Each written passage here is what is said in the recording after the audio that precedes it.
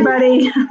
Hey, Mom. I know it's been a crazy day for my mom, for all of us. It's calving season here. Notice that. Like, I just finally said, hey, if you can't beat them, join them. I'm going with the hat today because I've had a hat on solid for days. But anyway, welcome. We have some exciting stuff to talk about today. I know some of you are very familiar with Movement Moments. We have some faithful, loyal followers every week. We thank you for that. Those of you who are new, we come here every Sunday afternoon, 4 p.m. Central, 5 p.m. Eastern time, and we share some movement moments. So what are movement moments? My mom is the founder. They're amazing. They're life-changing. Mom, tell us a little bit about what they are and how they came about.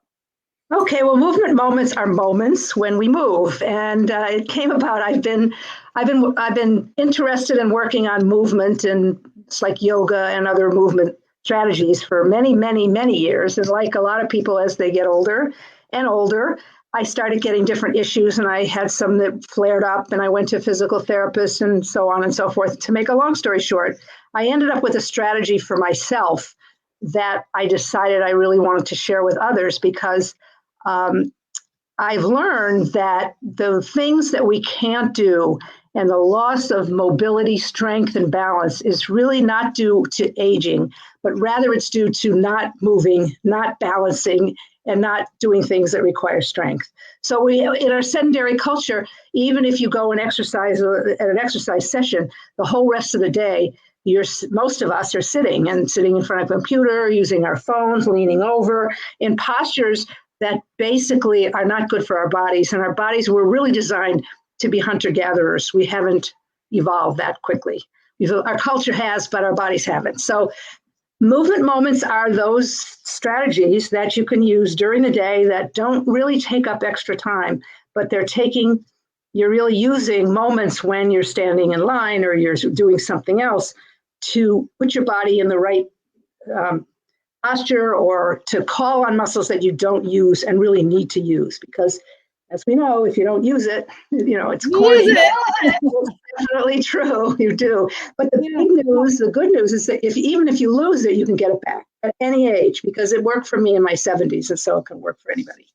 Love it. Hey, Maxine. Maxine's always, I love seeing you. Thank you, Maxine. Sorry we're late.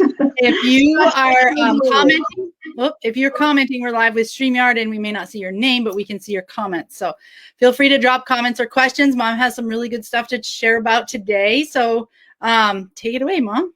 Okay, so Robin suggested we haven't talked about hips and lower back for recently, and obviously one of the keystones of movement moments are that everything is connected, and your hips and your lower back are connected to the way we stand, to the way we move, to the way we walk. And we stand and walk all the time. So we can turn them into movement moments if we pay attention to the things that we're supposed to be doing.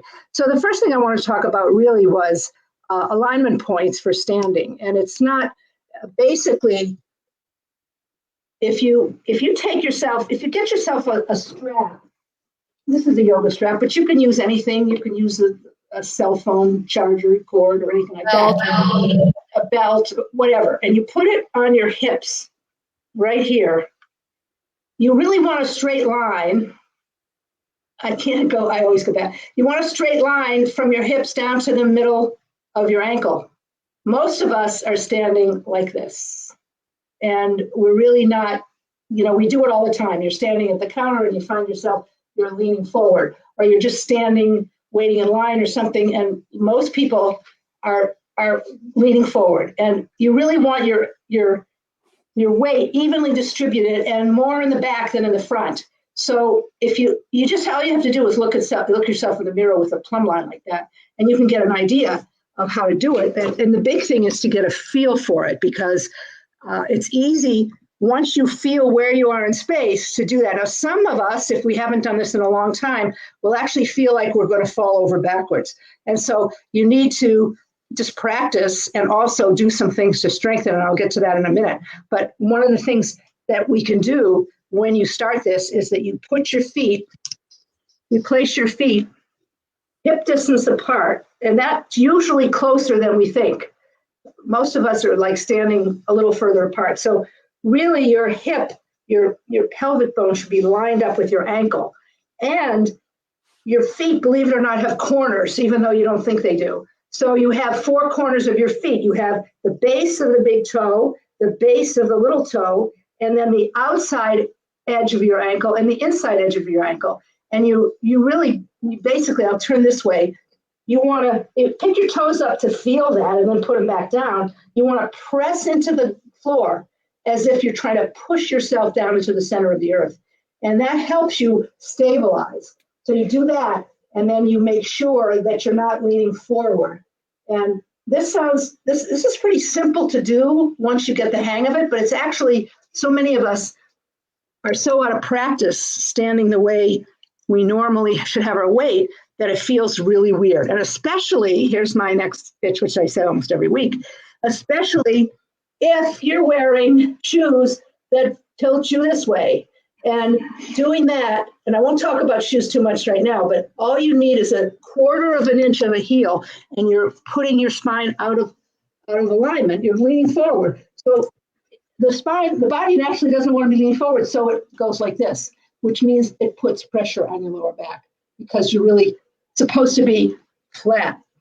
Our hunter-gatherer ancestors did not wear heels on their shoes. They went barefoot most of the time, or if it were winter, then they'd wrap their feet in skin, something like that. And the heel thing became, I don't know when women started wearing high heels and what diabolical person decided that, the same one that decided that they should bind up women's feet in China, probably. But for some reason, women were supposed to wear high heels because it's flattering to the legs or whatever. And I won't go into shoes today. But basically, so the first movement moment is working on making sure you're balanced between both feet flat on the floor, and weight more toward the back. I mean, you're really not leaning back, you're standing up, but since we spend so much time leaning forward, it's going to feel like you're leaning back. And one of the things you need to do to help you make sure you can do this better is to stretch your calves. And that's another thing I wanted to talk about today, because this is another movement moment. Not to be feeling anywhere. We're losing you a little bit, Mom, but how we started out talking about hips and low back, and you've been talking about feet and calves most of the time. So that connection, I mean, it's really important to think about. We forget how it's all connected, which is what you said in the beginning, but it's really important to remember that connection. And going back to some of the stuff you talked about, working on feet and working on those things can help your low back and hips as well. So that's very much so. So there are a couple of things that I could talk about that actually, if you're having pain in your lower back, then standing up that way and not leaning forward like that is actually putting a continuous stress on your lower back, and it's tightening up your muscles, your hip flexors in the front, and making them tight, and they pull on your lower back also. And so one thing that you could do, I was just going to talk about calf stretch, but I can't find anything. If you get something that is a little bit high, like a blanket, and put it under your feet, you can step on it, and you could do this when you're standing anywhere. Let's see. Like a towel or a blanket, and put your foot like this, and then lean forward. Can you see my feet? No, move back onto the yoga mat more. There you go. This is really good. Yeah. So basically, I could be standing at a standing desk or standing anywhere, and standing on this thing and having my ankle be flexed so that I'm stretching my calf in a gentle way. I mean, you can just hang out here and help yourself get more ankle and calf flexibility, so that obviously you do it on both legs, so that you'll be able to stand and walk with your weight where you want it to be. So that's one of the things that you can add to your repertoire. So is this something like if they're walking or in the grocery store, there's like a ledge when you check out at the grocery store, you can put your foot up on that and just against it and stretch that way while you're I always do it when I'm getting gas. I find a thing that I can put my toe up on and stretch. You'd be amazed how many places you can find to put your toes up and get that stretch in. And the other thing, which I showed before, is a very, very good for strengthening your side hip flexors, which are very weak because all we do is sit all the time.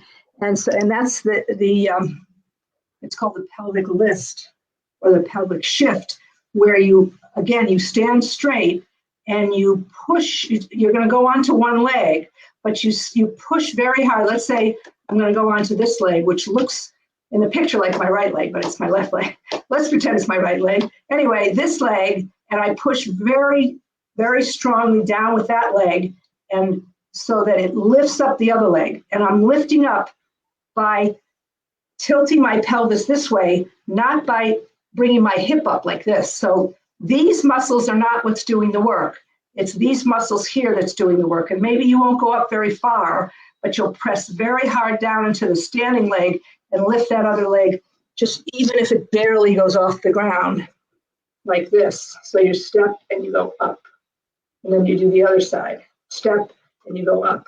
And this is perfect for when you're standing in line or talking on the phone with a hand, even if you're holding your phone up, because it does lots of things besides engaging that side muscle.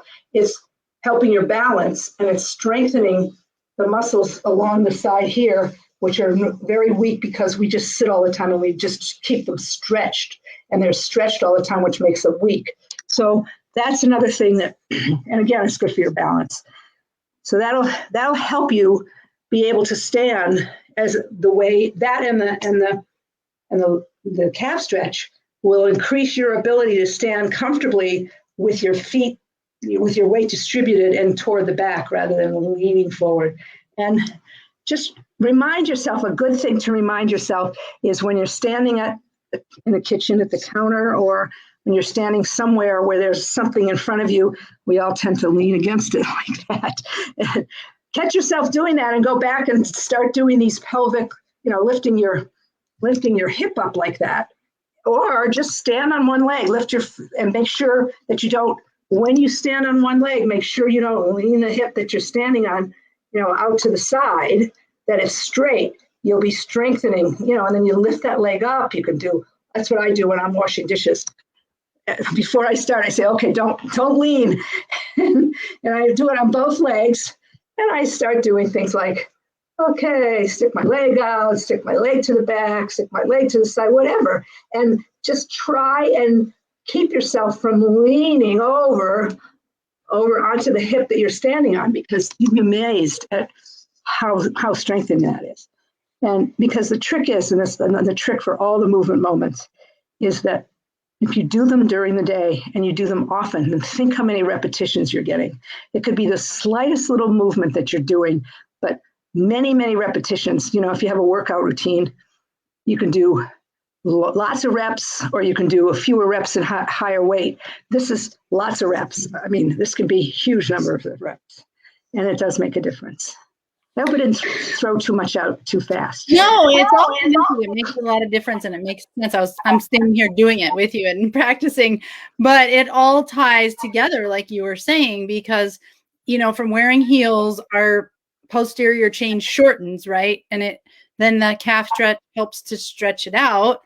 And then coming back, I even noticed standing here thinking getting back on my heels more, and I go barefoot a lot, but it's really helpful because, if you're watching this today, how many of you, this is backwards on the screen, but how many of you, just throw a hand emoji or say in the comments, have experienced hip and low back pain? It's so common.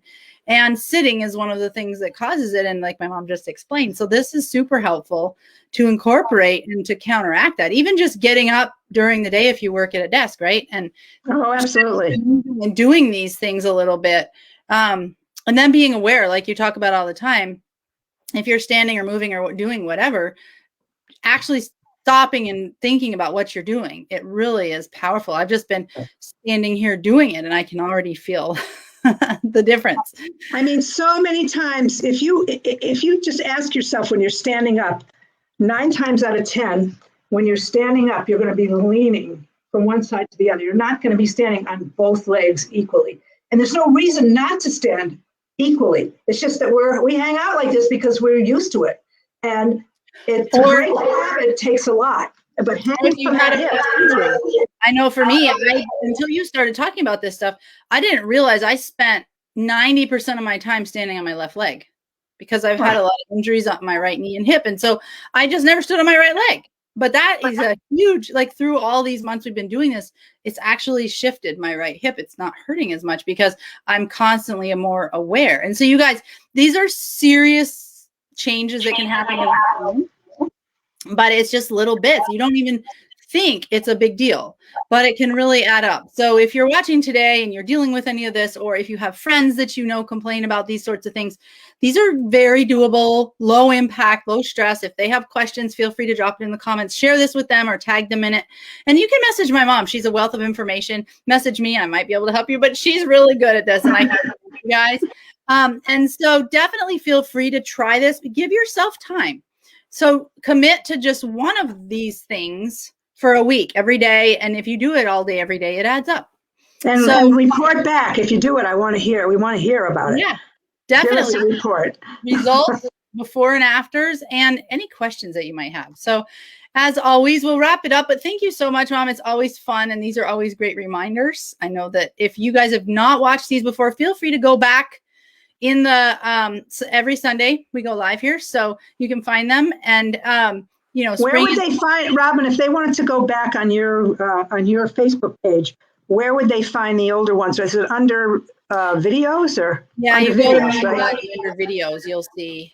And then my mom has a group, you guys, where she's put these videos. So if you want to be added to that group, you can also just put group in the comments and we can get you in there. Then you can be in her Movement Moments group with extra info. So thank you all so much for jumping on. As always, share this out if you think of somebody as you're watching. And if you're watching the replay, thanks for stopping by. Let us know how it goes for you.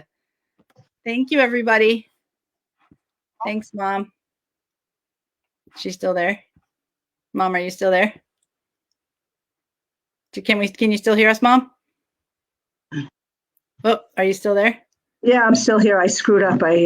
Okay, we're still live, but I wanted to say bye, so thank you, everybody. We'll talk Bye, to you all everybody. later. Thank you. Bye.